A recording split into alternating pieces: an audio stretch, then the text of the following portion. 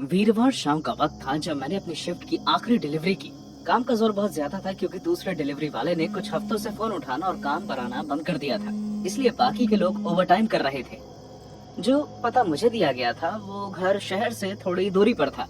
वो जगह इतनी एकांत और लोगों की भीड़ भाड़ से दूर थी कि ऐसा लग रहा था जैसे कि वो जगह बुझी हुई रोशनी को भी निगल लेगी। मेरा नाम जैक है और यही वो रात है जब मेरे साथ ये हादसा हुआ। वो ऑर्डर शुरू से ही बहुत अजीब था। एक बड़ा पिज्जा बिना किसी टॉपिंग के, डिलीवरी के वक्त पेमेंट करने का विकल्प और साथ में एक नोट डाइनिंग टेबल पर रख देना। जिज्ञासा से भरा मैं, लेकिन इस नौकरी में मैंने कई अजीब रिक्वेस्ट देखी थी। जैसे ही मेरी बाइक बजरी वाली सड़क पर चढ़ी, मुझे उस जगह से अजीब सी अनुभूति होने लगी। जरूर कोई गलती हुई है। मैंने दोबारा जीपीएस चेक करके खुद से कहा, लेकिन लोकेशन तो बिल्कुल सही थी। जैसे ही मैं पिज्जा बॉक्स हाथ में लेकर मुख्य द्वार की तरफ गया, हवा ठंडी हो गई। मैंने इस उम्मीद में दरवाजा खटखटाया कि कोई खोलेगा नहीं, और वैसा ही हुआ। कोई नहीं आया, इसलिए मैंने नॉब घुमाया और दरवाजा खुल गया। हेलो, मेरी आवाज अंदर के अंधेरे में कहीं गुम सी हो गई। Pizza delivery. कोई जवाब नहीं आया। घर के अंदर का हिस्सा परछाइयों से घिरा हुआ था। हवा में धूल के कण उड़ रहे थे। खुली हुई खिड़कियां, टूटे हुए फ्रेम्स और अजीब तस्वीरें। मैंने अंदाजा लगाते हुए डाइनिंग रूम देखा। मेरे पैरों की आवाज उस लकड़ी के फ्लोर पर गूंज रही थी, जैसे कि नोट में निर्देश दिया गया था। टेबल वहीं था, लेकिन वो खाली नहीं था। धूल से भरा एक बढ़िया बर्तनों का सेट भर रखा हुआ था। यहाँ तक कि पूरी टेबल धूल की मोटी चादर से ढकी हुई थी। लेकिन सबसे ज्यादा हैरान कर देने वाली बात ये थी कि वहाँ पर पिज्जा बॉक्स के आकार वाली जगह एकदम साफ थी। मैंने बॉक्स वहाँ रख दिया। ये बहुत अजीब है, मैंने जोर से कहा और वहाँ से निकलने का फैसला कर लिया। और तब मैंने सुना मेरे पीछे वाली कुर्सी को हल्के से खिसकने की आवाज। मैं तेजी से पीछे बढ़ा, लेकिन वहाँ कोई नहीं था। मेरा दिल जोर से धड़कने लगा, पर जैसे मैं वापस जाने के लिए दोबारा घूमा, मैं जम गया। मुझे एहसास हुआ कि दीवार पर लगी तस्वीरें बदल गई। पहले जहाँ पहाड़, नदी और अजीब अजीब सी तस्वीरें लगी हुई थी, अब वहाँ लोग दिखाई देने लगे थे, मुस्कुराते हुए, लेकिन उनकी आंखों में खोखलापन झलक रहा था। मेरे अंदर का डर बढ़ने लगा। मैं भागते हुए दरवाजे तक गया, लेकिन वो खुल ही नहीं रहा था। ये खुल क्यों नहीं रहा? मैं हाँफने लगा। मेरी सांसें कमरे की ठंडी हवा में धुंधली होती हुई दिखाई दे रही थी।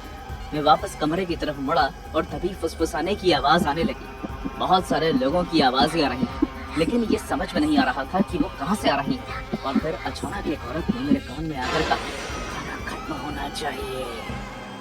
मैंने अपने कान बंद करने की कोशिश की, लेकिन आवाज मेरे दिमाग में बैठ चुकी थी। तापमान अचानक से गिर गया।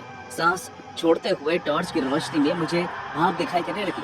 फिर हंसी की आवाज आनी शुरू हो गई। वो किसी बच्चे की हंसी की आवाज थी, जिसके पीछे किसी बुरे वक्त का प्रभाव छुपा था। परछाइयां दीवारों पर नाच रही थी, ऐसी आकृतियां जो इंसान जैसी तो लग रही थी, लेकिन पूरी तरह से इंसान नहीं थी। मैं पीछे की तरफ गिर गया। मेरी पीठ डाइनिंग टेबल की ठंडी लकड़ी से टकराई।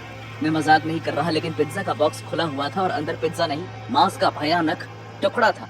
उसकी सड़ी हुई बदबू मेरी नाक को छू रही थी। मैंने फौरन अपना मुंह बंद कर लिया।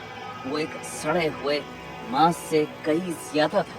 वो बहुत ही अजीब था और मुझे घुटन हो रही थी। प्लीज मुझे जाने दो। मैं आगे गिड़गिड़ाने लगा। किसके सामने ये मैं नहीं जानता। उस औरत की फुसफुसाहट और तेज होने लगी। उस बच्चे के हंसने की आवाज भी और जोर से आने लगी। अचानक से दीवार पर टंगी एक तस्वीर गिर गई, जिस वजह से कमरा हिल गया। उस पर बिना आंखों वाला एक आदमी, बिना आंखों वाली एक महिला और बिना आंखों वाली एक छोटी बच्ची थी। और फिर तापमान सामान्य हो गया। परछाइयां पीछे हट गई और हंसी हवा में गायब हो गई। मैं अकेला था, या फिर मुझे तो अब तक ऐसा ही लग रहा था। लेकिन फिर मैंने डाइनिंग रूम की दहलीज पर एक आकृति को खड़े हुए देखा। एक बच्ची जो 7 साल से ऊपर की नहीं होगी। उसकी आंखें अंदर से खोखली थी। क्या तुम हमारे साथ डिनर करना चाहोगे? उसने पूछा। उसकी आवाज में मासूमियत और काली गहराई दोनों का एहसास था। मैं ना ही कुछ बोल पाया और ना ही हिल पाया। उस बच्ची की आंखें ऐसे लग रहा था जैसे वो खालीपन से मेरे रूह खींच रही हो। मैं नहीं, मुझे जाना होगा। लेकिन तुम हमारे मेहमान हो। उसने अपना सर पूरा घुमाते हुए कहा। उसने अपना सर इतना घुमा लिया था कि अब उसके पीठ के ऊपर उसकी आंख, नाक, कान वो दिखाई दे रही थी। और खाना भी खत्म नहीं हुआ। जब उसने बात करना शुरू किया तो हमारे आसपास की हवा में तनाव और भारीपन बढ़ गया, जैसे कि उसकी बातों में इतनी गहराई थी कि कमरा भी उस अंधेरे से भर गया। मैंने बहुत हिम्मत जुटाकर उससे कहा, मैं इस जगह का नहीं हूँ। मैंने उससे कहा। मेरी आवाज में डर साफ झलक रहा था। वो लड़की सिर्फ मुस्कुराई। उस मुस्कान में छल दिखाई दे रहा था। कोई भी नहीं होता जब तक वो यहाँ नहीं जाती। रात के अंधेरे में गुम होने से पहले उसने ये रहस्यमय जवाब दिया और मुझे अकेले उस जगह पर छोड़ दिया। मेरा दिल जोर जोर से धड़कने लगा। मैं वहाँ से भागने का कोई रास्ता ढूंढ रहा था। दीवारों पर लगी तस्वीरें मुझे देख रही थी। उनकी नजर मेरी हर हरकत पर थी। मैं जहाँ जहाँ जाता उनकी आंखें वहाँ वहाँ मेरा पीछा करती। मेरे साथ छल किया गया था। इस भाव से मैं उभर नहीं पा रहा था। डरते हुए मैंने खुद को खिड़की से बाहर फेंक दिया, लेकिन टूटने के बजाय मुझे ऐसा लगा जैसे मैंने दीवार पर छलांग लगाई हो। इस वजह से मेरे कंधे पर चोट लग गई। जब मुझे एहसास हुआ कि मैं सिर्फ एक जाल में फंसा हुआ चूहा था, मेरी समझ से परे ताकतों का एक खिलौना, तो मुझे घबराहट होने लगी। तब जाकर उस घर ने अपना असली भयानक रूप दिखाना शुरू किया। मेरे पैरों के नीचे जमीन हिलने लगी। एक महिला की जोर से चिल्लाने की आवाज पूरे घर में गूंजने लगी और उस बच्ची के पीछे मैंने आखिरकार एक आकृति को देखा। खून से लथपथ रात वाले कपड़े पहने एक मोटा आदमी चुपचाप बैठकर मुझे देख रहा था। फर्क सिर्फ इतना था कि उसकी आंखें नहीं थी, सिर्फ खोखलापन था। आओ हमारे साथ डिनर करो, उस बच्ची ने फिर से कहा। मैं हद से ज्यादा डरा हुआ था, इसलिए मैंने उसकी बात मान ली। मैं धीरे से डाइनिंग टेबल की तरफ गया। मैंने मांस का एक टुकड़ा उठाया और उसे मुंह में डालने से पहले आंखें बंद कर ली। मैंने हार मान ली थी। मैंने एक बाइट ली और अचानक मुझे ब्रेड जैसा स्वाद महसूस हुआ। जब मैंने अपनी आंखें खोली तो एक बार फिर खुद को खाली, धूल भरे, जीवनहीन कमरे में पाया। बिना आंखों वाली अजीब आत्माएं जा चुकी थी। उस औरत के चिल्लाने की आवाज बंद हो गई थी और मैंने सिर्फ खुद को वही पिज्जा खाते हुए देखा जो ऑर्डर किया गया था। आसपास सिर्फ शांति थी। मैं शीशे में खुद को देख पा रहा था। मेरी आंखों से आंसू बह रहे थे। इन सब के बीच एक नई आवाज ने कमरे की खामोशी को चीरा। फोन बजने की आवाज। उसका स्वर तेज और परेशान कर देने वाला था। मेरा फोन। मेरे हाथ कांप रहे थे और बहुत ही मुश्किल से मैंने फोन उठाकर जवाब दिया। हेलो जेक, मैं बात कर रहा हूँ। दूसरी तरफ से जवाब आया। मैंने आवाज पहचानी। वो मेरा मैनेजर था। तुम्हें तो वक्त क्यों लग रहा है? तुम 2 घंटे से बाहर हो।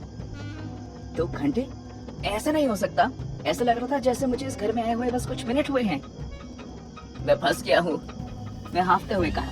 प्लीज, तुम्हें मेरी मदद करनी है। वो ये जो घर है, उस घर का पता अभी कुछ पल पहले मुझे अच्छी तरह याद था, लेकिन अब समझ में नहीं आ रहा था। वो घर मुझे कुछ याद नहीं आ रहा था और मैं रोने लगा। जैक, शांत हो जाओ। कौन सा घर? तुम्हारी कोई भी बात समझ में नहीं आ रही। मैं इधर उधर देखने लगा, कोई ऐसी चीज जो मुझे रियलिटी में वापस ले आए। और तब मैंने ध्यान दिया, वो पिज्जा बॉक्स टेबल पर रखा हुआ था, लेकिन पूरा का पूरा पिज्जा गायब था, खा लिया गया था। ये किसने खाया था? जैक, मेरी बात सुनो। सिस्टम पर तुम्हारे नाम का ऑर्डर क्यों दिखाई दे रहा है? क्या? तुम्हारे द्वारा किया गया ऑर्डर तुम्हारे नंबर से। मुझे इस बात पर यकीन नहीं हो रहा था। मैंने फौरन पिज्जा खोली और उस ऑर्डर की डिटेल्स को चेक किया। सदमे के मारे मेरे हाथ से फोन गिर गया। मेरा दिमाग दौड़ने लगा जैसे ही मुझे एहसास हुआ कि वो ऑर्डर मेरे नाम पर किया गया था। मैंने जल्दी से अपना फोन उठाया और पीछे मुड़कर देखा कि दरवाजा खुला हुआ था। मैं ऐसे बाहर भागा जैसे मेरी जिंदगी उस दरवाजे पर निर्भर थी। आखिर में मैं उस डिलीवरी लड़के से मिला जिसने काम पर आना बंद कर दिया था, और मुझे पता चला कि वो भी ठीक इसी तरह के घर में एक बार फंस गया था जैसे कि मैं, और उसने भी मेरी ही तरह इस तरह के हादसे का सामना किया था, जो तब जाकर खत्म हुआ जब उसने उसी पिज्जा को खाया जो वो डिलीवरी के लिए लेकर आया था। पिज्जा प्लेस ने फौरन अपने सिस्टम पर अपडेट कर दिया कि वो इस जगह का ऑर्डर फिर से ना ले, और कोई भी और डिलीवरी लड़का फिर उस घर में वापस नहीं गया। शाम की हवा तेज थी, जिसमें